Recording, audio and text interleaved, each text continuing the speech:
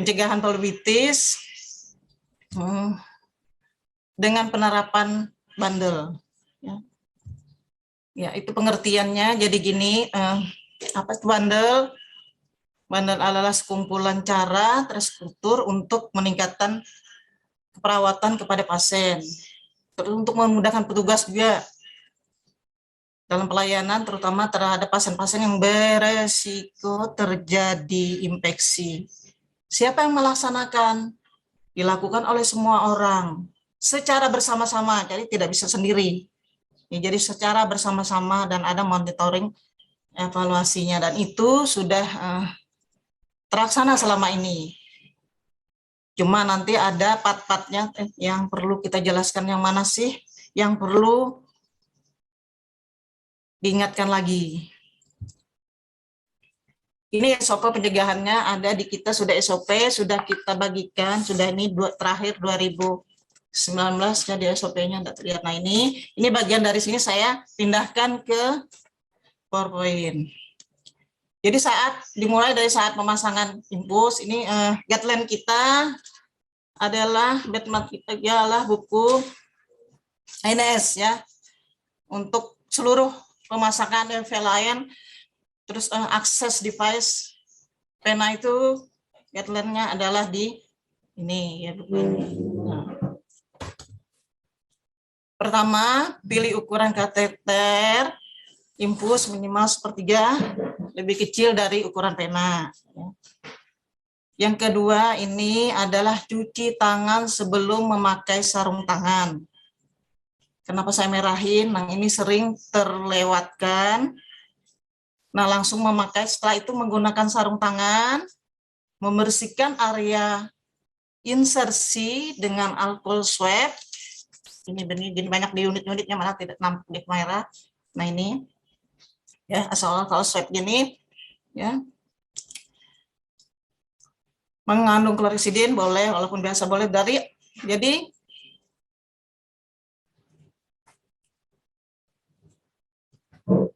dengan dari arah dalam keluar ya, teman-teman sudah tahu semua. Terus ikuti prosedur sesuai dengan langkah-langkah pemasangan infus. Selanjutnya pemasangan, jadi setelah pasang infus tadi diharapkan dressingnya itu transparan ya, di area RNCC transparan agar mudah dilakukan monitoring, itu diharapkan ya di kita. Nah selama ini mungkin ada ya sebagian yang sudah transparan tapi tidak semua ya, dressingnya tidak transparan karena monitoringnya susah ya.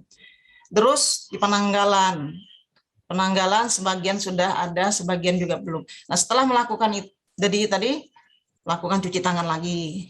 Terus maintenance hari-hari, saat kita hari-hari di unit, hari-hari tindakan keperawatan, injeksi dan sebagainya yang berhubungan dengan akses infus, ini diharapkan ya, sebelum melakukan akses, menggunakan akses IV lainnya, lakukan observasi dulu. Jadi kalau dressingnya tidak transparan, tertutup, gimana kita bisa melakukan observasi. Jadi intinya itu. Lakukan observasi, setelah itu baru melakukan injeksi dan lain-lain menggunakan akses device tadi. Nah, jadi gitu. Setelah melakukan tindakan atau menggunakan akses, port akses lainnya atau melalui treeway ya, itu selain dilakukan, dilahului dengan cuci tangan. Jadi kalau menggunakan pot, ya misalnya injeksi menggunakan pot saja, tidak ada darah dan cairan tubuh, maka teman-teman tidak perlu menggunakan sarung tangan. Cukup melakukan cuci tangan. Di sini cuci tangan dikatakan ya. Jadi gitu. Jadi tidak ada injeksi per pot menggunakan sarung tangan, kecuali injeksi langsung via pena ya, atau intramuskular. Terus gitu. Jika melakukan injeksi atau penggunaan akses melalui pot, akses treeway, di swab, wajib di swab. Di contohnya saya bawa ini ya, ini udah wajib. Ini ya, nih mungkin kelihatan ini sudah digunakan di unit. Ini wajib di swab. Ya. Sebelum ditusuk, ya akses ini wajib di swab. Di cabangnya wajib di swab. Caranya dengan menggunakan kapas 1, 2, 3, 4, 5, 6, 7, 8, 9. Diputar, bukan di set gini. Jadi diputar. Ya. Setelah itu, jika melakukan menggunakan akses lain, selalu didahului dengan cuci tangan. Jika melakukan injepot ini yang perlu saya garis ya, kasih tanda merah. Jika melakukan injeksi atau penggunaan aset melalui pot, atau lakukan swab, setelah itu kemudian lakukan spool atau flushing. Flush itu intinya, apalagi obat-obat yang pekat atau obat-obat yang pengencerannya belum benar-benar belum sesuai, itu harus dilakukan karena takutnya ada pengendapan di ujung-ujung kanul. Jadi itu salah satu, karena flushing ini juga mungkin di lain waktu kita bisa sampaikan, flushing ini perlu sekali dilakukan. Karena kalau terjadi pengendapan di ujung-ujung kanula itu bisa menyebabkan cikal bakal pencetus terjadinya phlebitis mekanis. Ya. Kimia, maksud itu. Ya, gini. Lanjutan. Pencegahan pengenceran obat harus dengan benar-benar guna menghindari terjadinya kimia tadi, phlebitis kimia ya. Jadi ini mungkin nanti bidang farmasi bisa meng-share apa-apa saja obat yang incompatible dengan cairan infus atau sesama obat sendiri. Sehingga itu juga kalau tidak compatible, dia akan menyebabkan phlebitis kimia. Jadi mungkin teman-teman udah tahu macam-macam phlebitis, saya tidak bisa dijelaskan di sini. Selanjutnya, selang infus diganti tiap 72 jam, 3-4 hari ya. Selangnya saja yang diganti. Jadi selang, terus selang infus bekas pemberian lemak dan protein diganti setiap 24 jam. Jadi setiap 24 jam ganti. Selanjutnya, selang infus bekas pemberian transfusi darah segera diganti. Jadi kalau penggunaan transfusi darah segera diganti ya. Tidak menggunakan jarum. Ya. Pada penggunaan botol infus kaca yang ini mungkin sudah tidak ada lagi yang menggunakan jarum, gunakan selang infus yang ada pentet. Cuma di yang ini saya tandain pentet ini harus yang ada bariernya sehingga ketika kita buka itu tidak ada kontaminan dari luar atau yang anti blong. Ya. Ini lanjut. Pemberian cairan infus pekat harus sesuai dengan SPO. Ini mungkin bidangnya misalnya si farmasi atau unit lain yang harus cara pengenceran obat dan sebagainya. Jadi kalau cairan kalsium misalnya itu dia harus ada sesuai dengan ya, SPO-nya. Pemberian antibiotik dan anti nyeri melewati via infus ya kalian secara perlahan-lahan, ini digaris perlahan-lahan ya. Setelah itu lakukan flushing. Setelah pemberian antibiotik wajib flushing, baru obat lain flushing berikannya secara perlahan-lahan. Ganti dressing segera jika lembab, kotor, dan basah. Kemudian cuci tangan. Ini bandel yang sudah ada di unit, di status, ya di rekam medis kita. Ini satu lembar ini, makanya ada tulisan infeksi dan ISK. Satu lembar kita bagi atas bawah, atas phlebitis bawah ISK. Tapi kita tampilkan yang phlebitis. Sama itemnya seperti yang dibacakan tadi. Ya. Cuma di momen, jadi sama. Ya teman-teman mengisi ini di atas tanggal, ya tanggal pemasangan. Terus di bawah hari pertama, dia masang infus terus dicontek. Nah ini bandel ini diterapkan jika istilah diterapkan berarti diterapkan di unit dan dilakukan, diaplikasikan, tidak diconteng-conteng saja, tapi diaplikasikan. Benar nggak dia melakukan hand hygiene saat memasang, menggunakan APD sarung tangan kapan dia perlu, dan sebagainya. Item ini benar-benar dilaksanakan. Siapa yang melakukan ini? Tadi pengertian bandel kan oleh semua orang. Semua harus terlibat, tidak beda hanya link PPI saja nggak bisa, atau hanya kepala ruangan saja nggak bisa. Jadi semua harus terlibat, harus paham dengan ini. Dengan bandel ini sudah terpasang, terus sudah dilampirkan semua di rekam medis ya untuk bandel pemasangan infus. Ya, tidak asing lagi teman-teman mengisi ini ya. Ini perlu sedikit dijelaskan ya. Untuk teman-teman untuk menusuk, ini salah satu penyebab kontaminan juga. Ketika kita menusuk selang impus, cairan impus, diharapkan benar-benar sampai mentok di sini ya, sampai habis, tidak separuh-separuh masuknya. Ini yang merah namanya pentit. Pentit ini harus ada bariernya, sehingga ketika dibuka ada bariernya. Diharapkan kita semua ada bariernya ya. Jadi itu untuk mencegah kontaminan dari luar. Ini contoh tadi yang ini, yang sistem yang ini, yang saya ini contohnya, yang ini di gambarnya, ini dilakukan swab ya, akses pot mudah dibersihkan, jadi harus mudah dibersihkan akses potnya nih. Ya nanti kalau bilang farmasi mungkin mau order lihat-lihat yang mudah dibersihkan potnya, ya. Mudah diswab dan ada bariernya. Ini tambahan aja, ini ada namanya klaim tambahan. Ini salah satu juga perlu dijelaskan, jadi pentingnya edukasi pada teman-teman yang di unit, bagaimana pemasangan infus dan beri pasiennya diedukasi. Manfaatnya ini, ketika pasiennya masih bisa mobilisasi, dia mau ke toilet dan sebagainya, maka bisa dicantolin di sini. Jadi tidak merubah tetesan infus. Ya, tidak merubah tetesan yang ada, tinggal cantolin, sudah impulsnya berhenti, dia bisa. Atau misalnya teman-teman kadang membawa pasien ke radiologi, ke penunjang lainnya, diharapkan dicantolin di sini sehingga tidak merubah tetesan. Jadi tidak boleh diletakkan di bawah. Jadi kita sudah himbau semua teman-teman di unit agar botol infus ketika melakukan akses perjalanan mobilisasi jangan dipangku karena bisa kontaminan atau diletakkan di atas tempat tidur. Diharapkan tempat tidurnya atau alat transportnya ada akses untuk menggantung infusan.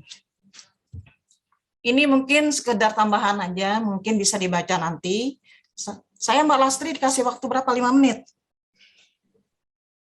Ya mungkin sebentar aja kali. Ya ini bisa dibacakan karena itu lampiran aja. 10 menit Bunda. Pernah disebutkan maksimal 10 menit gitu. Ya, masih ada waktu ya. Masih. Ini skor-skor plebitis nanti bisa karena ini akan bisa direkam, diulang, bisa dibaca oleh teman-teman. Kapan kita melakukan tindakan ketika dia ada di skor 2 ya, di skor 2 itu ada tandanya sudah. Jadi skor 1 itu infeksi area infeksi sehat ya. Skor 2 sudah ada nyeri dan kemerahan. Kalau skor 1, skor 2 itu ada tanda di atas, nyeri kemerahan ditambah lagi bengkak eritema. Nah, itu mulai ada tindakan sudah di situ. Tindakannya adalah mengganti kanula dan pemberian kompres ya. Kompres dingin di area insersi yang terjadi pembengkakan. Mungkin ini bisa dibaca saja ya. Lanjut. Ini guideline-nya apa? Jurnal-jurnal yang perlu teman-teman juga akses ya. Karena ada di sini semua di page tema ya. Ini ada di sini, ini tidak bisa di-download. Alhamdulillah kita bisa dapat ya. Tidak bisa di-download, tidak bisa. Nah, ini gambaran-gambaran yang kimikal ya. Ini pasien-pasiennya gambaran-gambarannya terjadi plebitis dan ini diharapkan tidak ada begini. Tempat kita sudah tidak ada, ini gambaran yang susah, dressingnya susah dilakukan observasi ya. Nah, ini kenapa? Ini teman, ini Mbak, ini pot ya. Pot ini diharapkan nanti ke depan untuk farmasi diharapkan aboketnya itu tidak menggunakan pot, jadi kita aksesnya itu menggunakan ini Y, yang G, tipe Y, jadi semua akses ini kalau mau injeksi, karena pot ini pertama dia ketika pasien bergerak dia akan terbuka, sudah ada kontaminan. Kedua lagi ini aksesnya dekat sekali dengan kulit dan sebagainya dan area pembuluh darah ya. Iya, ini tampaknya waktu sih sudah 10 menit dengan diskusi ya. Ya, mungkin karena habis juga ini ya. Ini jadi semoga apa yang kita sampaikan bisa bermanfaat. Lebih kurangnya kami mohon maaf. Saya Assalamualaikum warahmatullahi wabarakatuh. Waalaikumsalam warahmatullahi wabarakatuh. Ya, terima kasih penyampaian SPO pemaparan terkait bundle HIS oleh PPI. Bundle untuk plebitis ya. Plebitis. belum yang lainnya belum. Jadi pertama ya. Bandel HIS khusus saat ini plebitis ya. Jadi HIS kan ada banyak ya. Salah satunya adalah plebitis dan pada kesempatan ini Bunda Rita menyampaikan bandel terkait plebitis. Plebitis. Jadi ya plebitis teman-teman itu bukan termasuk HIS ya, tapi dia masuk wajib diobservasi dan dilaporkan jika terjadi, apalagi terjadi ekstravasasi, maka masukkan insiden report ya. Iya. Oke. Terima kasih Bunda Rita. Silahkan apabila ada Bapak Ibu ingin menyampaikan tanggapan. Saya persilakan. Mbak Lastri, sedikit ada yang mau ditanyakan. Iya, silakan Bu Suwanti. Ya, terima kasih Mbak Rita pemaparannya. Mungkin mau bertanya karena ini juga sering kita permasalahkan di ruangan karena seringnya handskun, penggunaan handskun di ruangan sangat berlebihan. Nah ini karena di ruangan masih banyak yang melakukan injeksi itu pakai handskun. Mungkin bisa dijelaskan karena di sini banyak kepala ruangan, juga ada farmasi. Bagaimana tentang pelaksanaan injeksi ini, apakah wajib memakai handskun atau hanya cuci tangan saja? Jadi nanti semua teman-teman di ruangan seragam. Jadi tidak lagi mempermasalahkan BHP handskun yang pemakaiannya yang sangat tinggi di ruangan. Terima kasih. Saya langsung jawab Bu Suwanti. Ya, silakan. Ya, terima kasih, pertanyaannya bagus sekali. Ya, semoga ini bisa didengar untuk semuanya, teman-teman. Makanya tadi saya minta putar ulang videonya. Pertama, kita lihat tindakan kita, indikasi tindakan yang kita lakukan. Ya, contoh saya mau injeksi IP via pot. Berarti ingat konsep menggunakan APD sarung tangan. Itu ketika ada kontak langsung darah dan cairan tubuh. Kita kan tidak kontak langsung darah dan cairan tubuh. Ya. Jadi tidak perlu, via pot tidak perlu menggunakan sarung tangan, cukup cuci tangan. Itu untuk teman-teman, cukup cuci tangan. Kendala di ruangan, kadang-kadang, nih ya kan tadi ada saran observasi. Nah sekalian observasi, sekalian membaikin, sekalian injeksi. Itu kenyataan ya, mungkin diharapkan enggak. Jadi sekalian baikin infus, sekalian injeksi. Nah, itu sangat resiko sekali kontaminan ya, apalagi menggunakan, boleh dia menggunakan sarung tangan, misalnya mau baikin infusnya, baikin ini transparan, baikin dressingnya boleh pakai sarung tangan. Setelah itu lepas lagi, cuci tangan lagi. Baru melakukan injeksi via infus via pot. Kecuali ini dia injeksi langsung IP ke pembuluh darah pasien, langsung nusuk, maka ada SOP pemasang injeksi IP langsung. Itu ikutin langkah-langkah itu. Kira-kira terjawab? Ikuti langkah-langkah. Atau dia melakukan injeksi skin test, ikutin langkah-langkah di skin test. Jadi tidak bisa disambil saya ini mau sekalian untuk jalan, sekalian saya baikin infus, sekalian saya injeksi, sekalian jadi satu-satu. Jadi kadang begitu teman-teman, ini diharapkan boleh menggunakan sarung, tapi ganti begitu mau injeksi pot itu ganti ya, bukan PP itu bukan tidak. Jadi ada keharusannya harus sarung tangan, ganti lepas. Nah itu indikasi, sesuai indikasi, lagi-lagi sesuai indikasi ya. Oke, terjawab sudah atau belum jelas lagi? Ya, jadi artinya kapan menggunakan handskun adalah sesuai indikasi ketika terpapar kontak langsung darah dan cairan tubuh. Darah dan cairan tubuh, ada yang mungkin mengkontaminan kita, boleh. Jadi sesuai indikasi ya. Sesuai indikasi. Dan segera dilepas, intinya segera dilepas, pasang di situ, lepas di situ. Tidak boleh kemana-mana, apalagi menjamah tadi, injeksi, tidak cuci tangan. Nah itu, yang itu jadi masalahnya.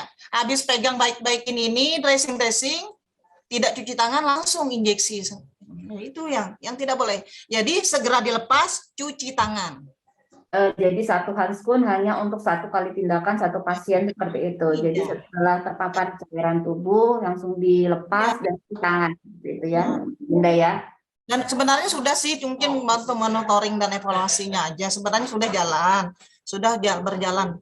Cuma kadang-kadang ya itu mau sekalian tadi, Ya. sekalian kerjanya.